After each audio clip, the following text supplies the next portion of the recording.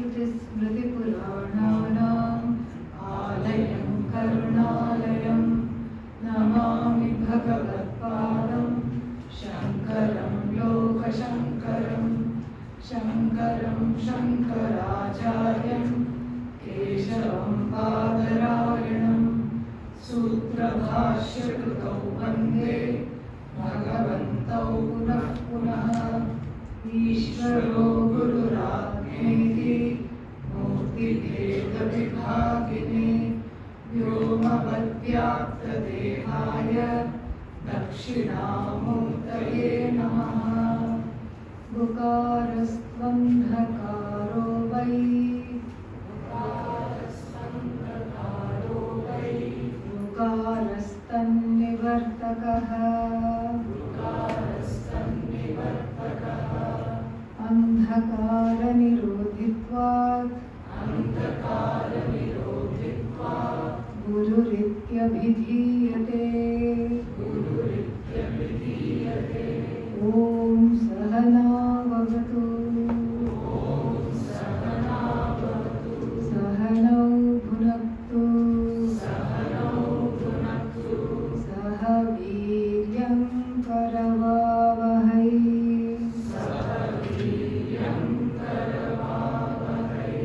तेजस्विनावधीतमस्तु मा विद्विषावहै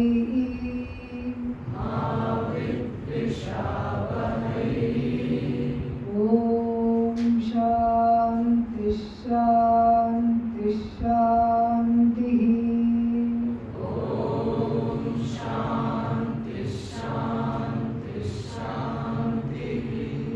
We will chant the first dhyana shloka and then the last one. Okay?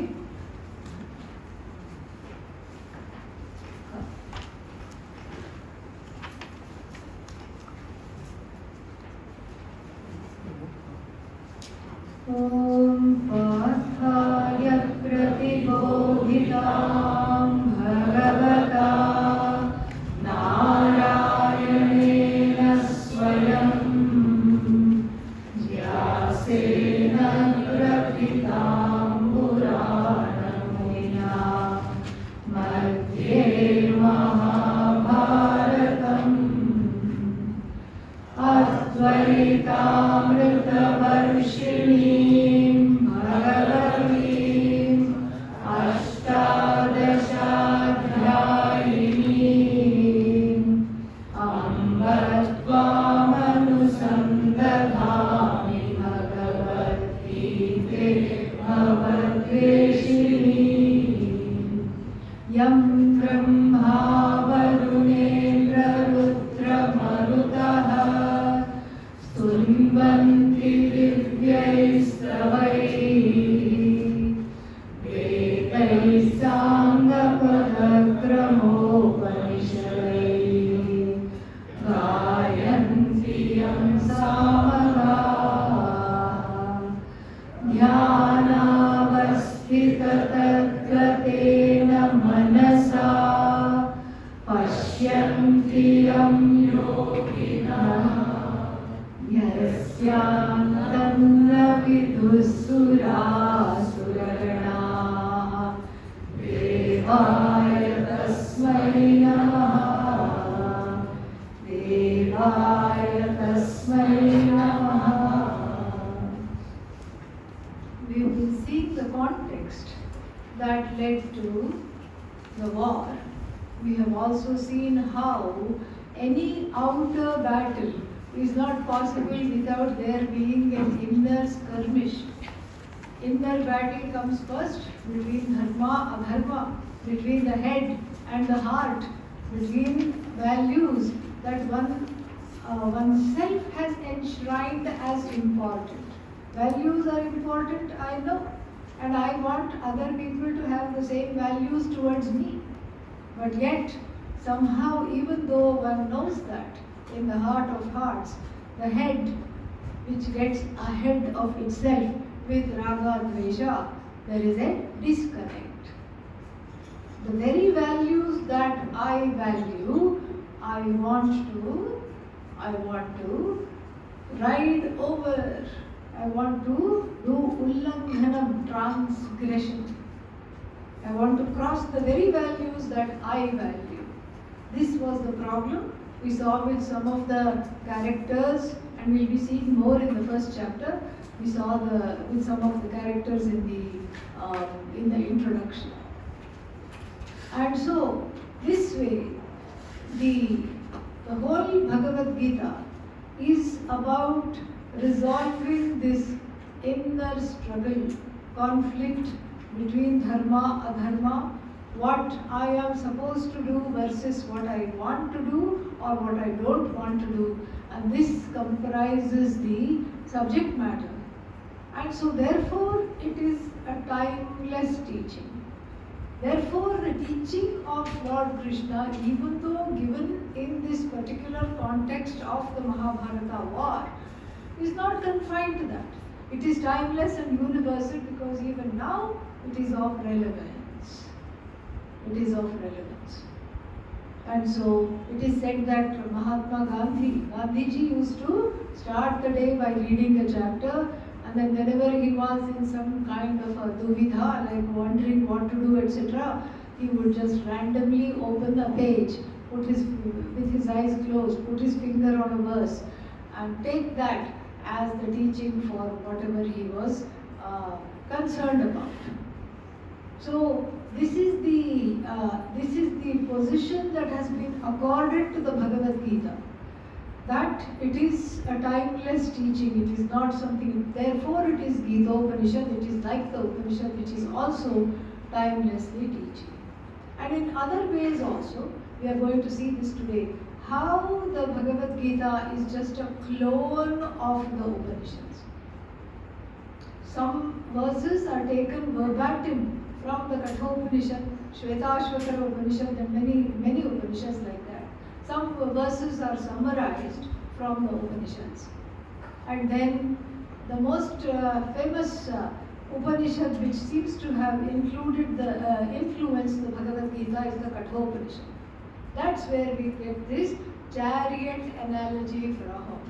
That whole chariot analogy. In any book, Bhagavad Gita book, what do you see?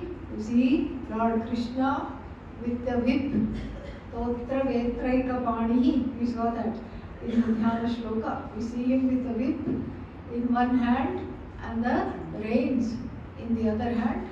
And the horses are there, they are lightly managed.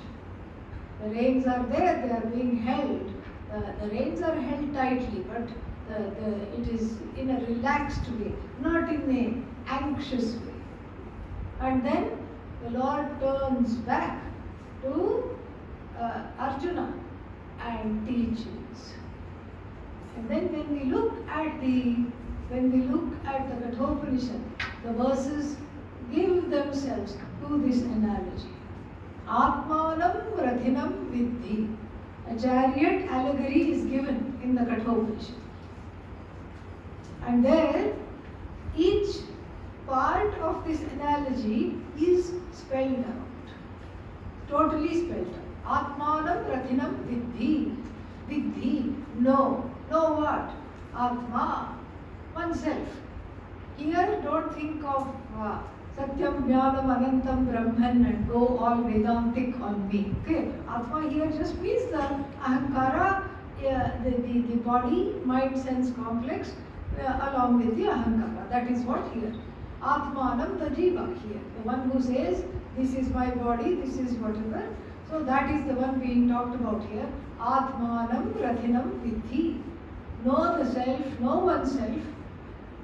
The empirical everyday understanding of the self to be the one who is the owner of this chariot. Owner of this chariot is this I. And then Shariram Rathamevatu.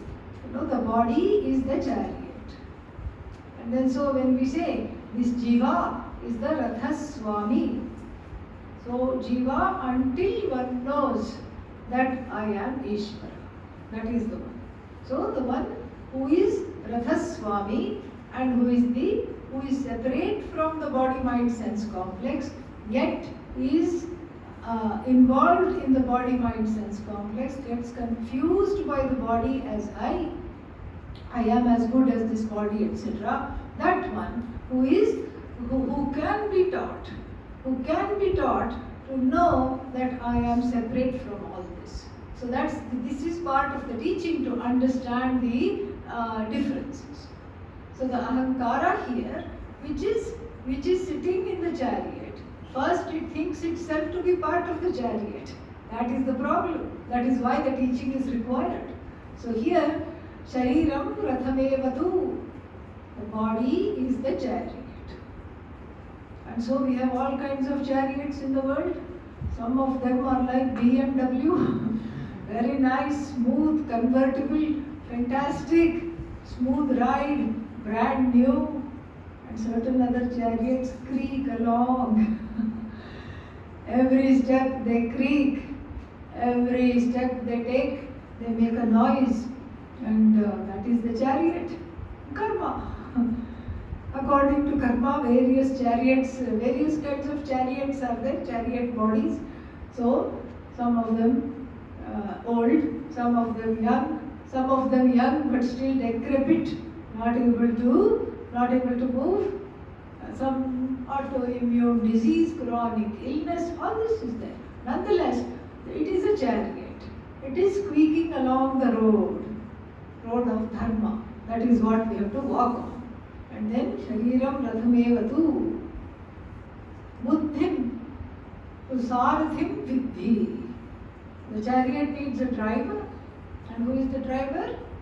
Buddhi. Buddhi is the driver, provided it is running properly. Okay? Yeah. Buddhi has to learn how to drive. Buddhi should not be driven. That is the idea. If the driver is not skilled, then what happens? Then the chariot lands in a ditch.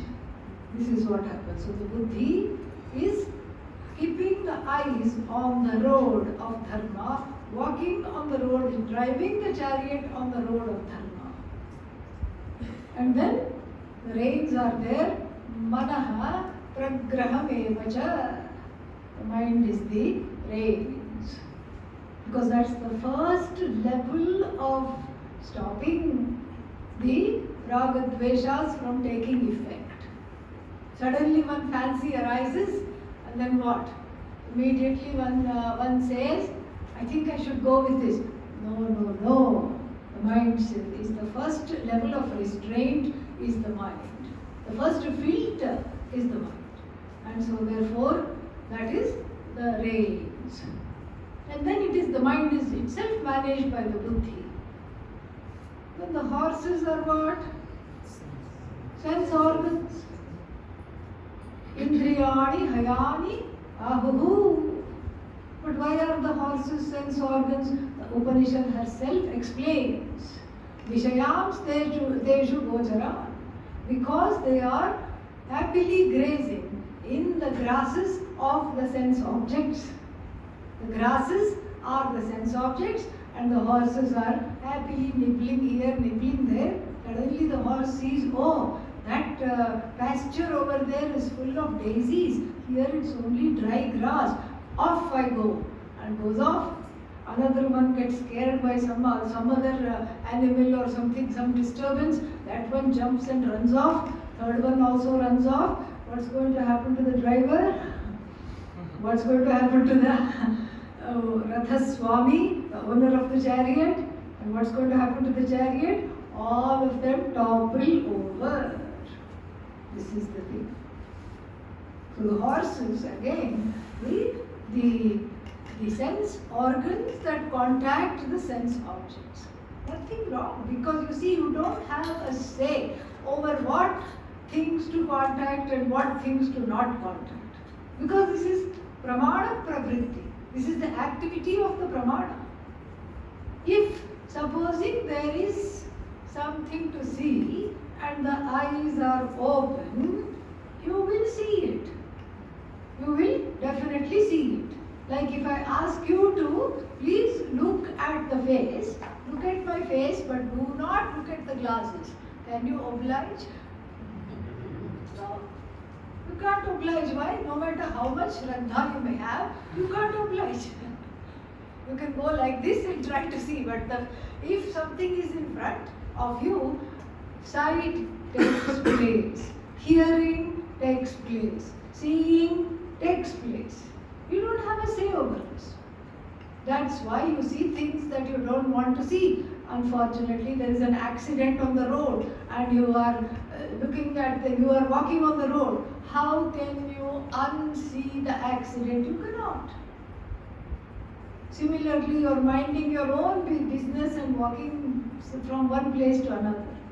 Suddenly you hear your name in whispers, whispering of your name. Two people are talking about you. Naturally, the footsteps slow down. You hear. You don't want to hear something bad about you being spoken, but unfortunately, you hear that. And this is very relevant in in many places. You are walking around and some terrible smell comes. Immediately, the Angavastram goes to the nose. But you can't help smelling it. It is there. It is there. So it's not the fault of the sense organs because they are picker-uppers. They pick up. They are journalists. They report. Aha, here are some wonderful malpuas frying. Why? Today there is bhandara, there is sadhu bhandara. So the nostrils pick up the scent. The eyes see. Everything is happening. But then, what is the problem here? The problem is the mind also is tempted to follow. The buddhi follows the mind. The ahankara, which is already identified in a person who does not have self-knowledge, the ahankara is already identified with what? With the body, with the mind, with the senses. And that also goes. And this is what the Kathopanishad warns of. The indriyas need a little bit of training. Training in the sense of not just the indriyas, the mind needs a little bit of training to not go after each and everything that is seen, heard, etc. So, from the indriyarthebhya, from the arthas means the objects, the indriyani have to somehow there should be a space. And this is where the sakshita comes, the witnessing comes. Oh, there is something shiny over there. Let's go. And what should the mind say? Let's not. That is the idea. So a mind and a buddhi that is in alignment with the road. The road is that of dharma which leads to moksha. Dharma is the indirect means for moksha. Direct means, of course, is mukhya sadhanam is shravanam, listening to the teaching. But the indirect means for moksha is what? Following dharma. That is what automatically sieves. Whatever that is like a sieve that winnows away the husks in the form of various kinds of pursuits and leaves only what you really want. Like you see sometimes in the villages, if you are going in the train or driving, you see people standing on a little mound with a, what is that called? With a winnowing basket. And then they just go like this and let the wind do the job. And all the husks are gone. And then the grain remains. Of course, this is a little bit of a complicated metaphor because modern science tells us that there is a lot of vitamins and minerals in the husk itself. So, we should eat the husk also. But anyhow, see, so now we have the two kinds of scenarios which the Kathopanishad gives. Scenario number one. So this assemblage of this body, mind, sense complex, before we get to the scenarios, so the assemblage of the Ratha Swami, the mind, the Buddhi, everything, sense organs, they constitute an entity called Bhokta. This is what the Upanishad says. Bhokta iti ahuhu. They call it the Bhokta. Who? Manishinaha. Wise people. Wise people call it Bhokta, this assemblage. Why not they call it Karta? Why do they call it Bhokta? They call it Bhokta because every karma is Bhogaya.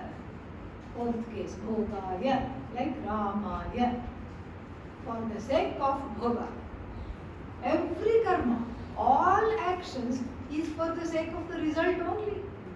Who does action for the sake of just action? Let's say you find somebody cooking. What are you doing? Cooking. Oh, this is a big meal. What is this for? I'm cooking lunch. Oh, that's wonderful. Are you having some people over? No. Are you going to eat it yourself? No. Then what will you do after you cook lunch? I will start cooking dinner. This is exactly the problem. Nobody does things just for the karma. What do they do it for? Karma phala. Bhogaya sarvam karma. All the karmas are for the sake of bhoga alone. That's why the person is called bhokta. Because bhoga from, see, 5 days people work in order to have Saturday, Sunday off. Right? And then whole year you work in order to have 2 weeks off.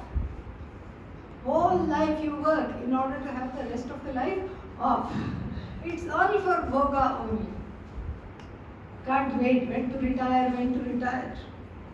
In some countries people don't retire at all. Here we have the opposite problem. 58, you retire. When in America people still are in the prime of life at 58. They are still planning their marriage. Maybe the second or the third one. But still, it's wonderful to have that kind of a zest for life and all. But here there is this, here early, because too many people, everybody else should get a chance, so the retirement is early. Bhogaya karma. Adi Shankara says that prayojanam anuddishya mandopi karmani na pravartate. Even a slightly dull person, mentally challenged person, you may be able to ask him to do anything, him or her. You may say, please do this. That person will also say, what am I getting out of this? Why to do this? This is why every shloka that is there comes along with phalashruti. We saw the other day. Lingashtakam idam punyam yaf pathet where? Shiva sannidhau. Then what happens? Shivalokam avapnoti. Shivena saha modate. So then it is not wasted, it is told. So even for a jadamatihi, jadabuddhi, it is told to help that if you chant this shloka, you are going to get this. Even the Upanishad does that. Gadapati Atharva Shirsha Upanishad. When you study, when you know how to chant, the last portion will say that if you want to be a Vagmin, what is a Vagmin? So, a great orator. Chant this in the morning and the evening. If you are, and chant this so many numbers of times. If you want to fulfill Arthakama pursuits, chant this so many times. If you want Vidya, chant this so many times. Why is all this told? Because nobody does anything without knowing the benefits. One wants only the benefits. So this mind-body assemblage of the mind-body complex along with the sense organs, etc. is called bhokta. Then two scenarios are given. One scenario is with a proper set of horses, well trained, and a good driver, and the reins that are not frayed. Frayed means afraid also, okay? Yeah. The reins should not, reins is what? Mind. Mind is not frayed, and then the buddhi is functioning properly. My eyes are on the road, not going all the way here and there. See, just like the horse that has, what is that called? Blinkers. Blinkers. If you see in the towns where they have joy horse ride for the children, they don't want the horse to just get startled by a truck this side and a bus on the other side. It has to learn how to walk on the roads. So they don't allow it to see anything other than what is straight ahead. And so this is called Purushartha Nishchaya. So I just disallow things from distracting me when I am on the road of Dharma.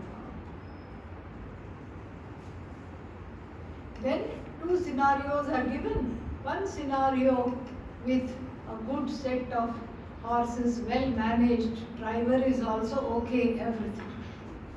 Then it reaches the end. What is the end? Moksha. Described in the Upanishad as Vishnoho Paramam Padam.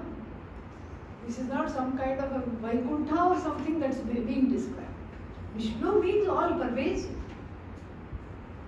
In the realm of that knowledge which takes one, is the road of Dharma, finally makes way, it changes into the road of Shruti, because Dharma prepares you for this knowledge. And then through Shravanam, what do you get? You get to go to Moksha. Moksha you already are, but you get to go metaphorically. You are already free. Moksha is your Swarupa, but you supposedly go there. What is this going? The going is as though. I mean, because we have to our language is finite, so we have to talk of going, reaching, gaining. All these words are used both in English and in Sanskritam. Labhate, adhigacchati, all these things are used. So you understand the truth of yourself as none other than this all-pervasive, all-knowing Vishnu, Ishvara. This is one scenario, the best of scenarios. And the other scenario, you can see what will happen. Drunk driver. All right. Reins are slack. And horses also not managed properly. And then what? Everything topples over, lands in a ditch. Sometimes, in America, even in India, they stop. If the vehicle is swerving like this, they stop. They make it stop. Because there is a feeling, maybe the driver is drunk. In the West, they have very wonderful machines. It's called breathalyzer. That's exactly how it sounds. It analyzes the breathalyzer. And what does the breath? You breathe into it, and the intoxication level is just comes up. It's your 3 times the legal limit. And then they take you for a lockup. You spend the night in the, what is that? In a little lockup facility, and then or you have to go. You have to tell them to go. You have to make them go home. The police make you go home. Even if they don't lock you up there, you have to surrender the car keys, walk home, or call a friend. Whatever you have to do. In India, we are not so sophisticated. Then the driver is told to get down from the vehicle, and then the policeman goes like this. How many fingers? Char. Char means 4. The person says. Utro niche. And the utro niche means get off, get down. Get down from the car. And the car is a bullock cart. Okay, this is happening in the rural area. Or they tell you to walk in a straight line. Or they tell you to stare at the finger, which focus is not possible. So this is the thing. So why is the driver drunk? The driver is drunk with the desire for the sense objects, and so the sense objects call out, hello, you come here, I'm right here, taste me, love, show me some love, experience me. Why not? I know you are a mumukshu. That's why I'm telling you to buy this shoe. Yeah, see, it comes within mumukshu. This shoe is wonderful. You can walk. All these things, you can walk nicely. You can go here, go there. Come on. Then you say, yeah, it's all right. No problem. Let me try to, a little bit of dalliance with the sense objects is not a problem. I'll be back in the next class before you know it. Just a little bit of fun, come on. Truly it's not a problem if the buddhi is on the right track. Then you can enjoy everything without really going behind any one thing. You can enjoy that. But when one is in a fledgling state, fledgling means the bird is not yet knowing how to fly. It is sitting in the nest still. It is practicing flying in the nest only. It's not able to go even out of the nest onto the branch. In such a situation, if you take flight, what kind of flight? Flight of fancy. If you take the flight of fancy, what will happen? Chuti takes place. That's why Lord Krishna's name is Achyuta, the one that never falls from the goal realm. Chuti means fall. Chuti takes place because the practice is not there. Like the baby bird just knows how to, it's having fun flapping its wings. It's going, nice wind is coming. Oh, I know I'm supposed to do something more than this, but I don't know what. And it tries, falls on the face, and then it tries again. It's in that situation. And in that situation, if you take a flight of fancy, then what happens? Yeah, it will just come down. And so this is the idea. And so therefore, the road of dharma has to be adhered to. Then all the other fancies take care of themselves, because dharma, as I said, becomes a seed. You put a fancy, and if it is not going, if it does not pass muster, then that fancy is not to be followed, because it goes against dharma. So if I catch hold of the road of dharma, then all the fancies get eliminated. Not all of them, but those that do not go on the road of dharma, they get eliminated. Because dharma, a life of dharma, is a life of sacrifice. There is no way to follow dharma without sacrifice. Dharma means what? I follow this no matter what. Satya bhashanam, speaking the truth, all these things. I do this no matter what. And so if that is the goal, even if dharma is the goal, it prepares you for moksha, because it takes away. I can't have it. Why? Because it belongs to somebody else. Oh, but I can buy it. No, I can't buy it. Especially if it is, you say, oh, this person is wonderful, will make a very wonderful life partner. Only one small glitch. They are already somebody else's life partner. You can't say, I'm going to buy it. You can't buy it. There's only one of the kind.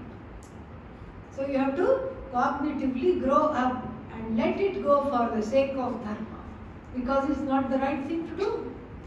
It's not the right thing to covet that which belongs to somebody else.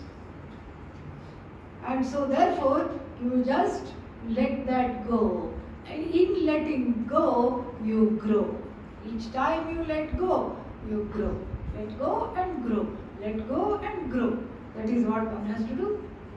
And this way, as Pujya Swamiji would always say, that everything that you love is either illegal or unethical or simply has too many calories. Yeah. You can't afford to eat it. You can't afford to have it. As you all know, first 2 weeks, whatever came in the lunch, one would have. Then one found out everyday sweets, everyday milky sweets, everyday something or the other. Then after a little while, the wisdom dawned. What is the wisdom dawned? What is the wisdom? That I still have to fit into my clothes. Can't afford to eat this. Can't afford to eat so much sugar. Can't afford to eat this much milk. So, you can take it every other day, or maybe you can take it twice a week. Some discipline already comes, naturally comes. So, dharma is like this. Because you are focused on dharma, what is correct, so what is universally right. Samanya dharma, we have spoken of that. I am just going along with this a little bit more. Samanya dharma. Samanya dharma means that which is universally right, universally wrong. That is samanya. No matter which culture you go, there will not be any nation in the world, nor has there been ever a nation in the world where homicide is legal. Never. Homicide means killing somebody. Never. Never ever you will find such a situation. Samanya dharma. Cheating is legal in my country. Here there are people from 12 countries, including India. Ask anybody. Is cheating legal in your country? No. It is treated with imprisonment if you are caught for so many years. Simple. This is Samanya Dharma. So if we draw a big circle that is called Samanya Dharma, inside that you draw a concentric smaller circle. This is Vishesha Dharma. Vishesha Dharma is the interpretation of Samanya Dharma in Vishesha situations, in specific situations. It is Samanya Dharma alone reigns. Inside that, in specific situations, Deshatah, Kalatah, according to time, according to place, I have to interpret this.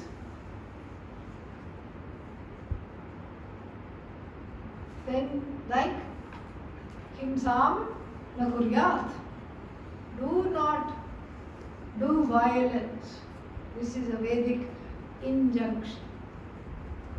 Ahimsa paramo dharma. Somewhere else we see ahimsa is the best form of dharma. And yet we see the surgeon cutting into flesh many times a day. How? There is a lot of pain caused. One needs stitches. There is blood loss. There is 4 or 5 weeks recovery time after operation. How is this allowed? Because it is Vishesha Dharma. The surgeon is taking out something that doesn't belong, saving the person's life, and in that a little bit of himsa is there. That is okay. Nobody takes the doctor to jail. So this is Vishesha Dharma. What to say, what not to say in any given situation, etc., etc. So it's not so much as right or wrong, it is more of what is correct, what is incorrect, what is appropriate, what is inappropriate for any given situation. In the West, if you go to a funeral, what color do you wear? Black. From head to toe you wear black. But supposing there is an Indian person there, and the Indian person says, in our country we wear white, so I am going to come to the funeral in white. it would not be wrong. It's not a culpable offense, but it causes a lot of disturbance. The mourning people are disturbed, and it takes the attention away from the grieving family onto the person who is there, who is so rigid that they cannot, just acclimate. So therefore, this is Vishesha Dharma. Inside, so first we have one big circle, inside that we have another circle, then you make a smaller circle. This is Swadharma. That small circle is called Swadharma. What is it that is correct for me to do? What is it that I have to do in my life? Because this life, this upadhi, this container in which people come, is not wasted. There is a reason, there is a place, there is something to contribute. Sometimes the discovery of that takes a whole lifetime. Let it take a whole lifetime, doesn't matter. But at least the commitment to knowing that must be there. This is Swadharma. What am I supposed to do? So in terms of my contributions, that's a very big question. It takes some time to discover. It takes a few false starts. But Swadharma has also another aspect, another iteration. And what is that? That is just the everyday what I am supposed to do. If you are a son or a daughter, you have duties. If you are a spouse, you have duties. If you are a mother or a father, you have duties. If you are an employer or an employee, you have duties. If you are a neighbor, you have duties. If you are a friend, you have duties. Responsibilities. If you are a citizen of a particular country, there are certain responsibilities that go with that. You pledge allegiance and so many things. That is what you do. That's what you're supposed to do. It's a no-brainer. You don't need to think about it. You just have to do that. Whatever is said to do, you do. And again, in that doing, one grows. A story is said where two people approach a Swami. Two young men. First one goes to the Swami and says, Swami, I would like to get married. What do you think? Swami is overjoyed and Swami blesses him. Yes, please get married. More than that one, the one who was waiting to ask the question gets very happy. Oh, this is wonderful. He also comes, prostrates himself in front of the Swami and says, Swami, please bless me, I want to get married. The Swami yells at him, are you out of your mind? Shut up. Go do what I have told you to do. You can't get married. What's the difference? Both of them were young men of the same age. Only difference was that the first one was mature enough for marriage, was employed and free. The second one was immature, unemployed, unemployable also. Okay? And so this is the difference. And the second fellow was looking for, if he had put an advertisement, he would have said, I want a working wife. Yeah. You work, I'll be king at home. Yeah. You have the work, I am the king. So therefore the marriage is working. Okay. And so this is what he wanted. Just like people advertise, green card holder preferred. Same way. This also. Working partner preferred. Why? I can stay at home. And so this would just have continued to make this person lazy. There's nothing wrong with marriage. But is it in your Swadharma? Somebody who has taken a vow of brahmacharya wants to get married. Of course, there is a way to do that if really one wants. But hopefully one takes the vow of brahmacharya after deciding, I do not want this ashrama. Grihastha is not wanted by me. This dridata must be there. That is the whole thing. So Swadharma is again the interpretation of Samanya and Vishesha Dharma, how it articulates in my life. This is the road of Dharma to be travelled on by the body, mind, sense complex. And listen to inner Lord Krishna. The Buddhi in its best expression is the Lord within. The one that gives guidance. That is what the thing is. More we'll see tomorrow, evening class. So Visakshaji will be back. Acharya Swamiji will take the evening class. Om Purnamada Purnamidam Purnat Purnamudachyate Purnasya Purnamadaaya Purnamevavashishyate. Om Shanti Shanti Shanti. Hari Om Shri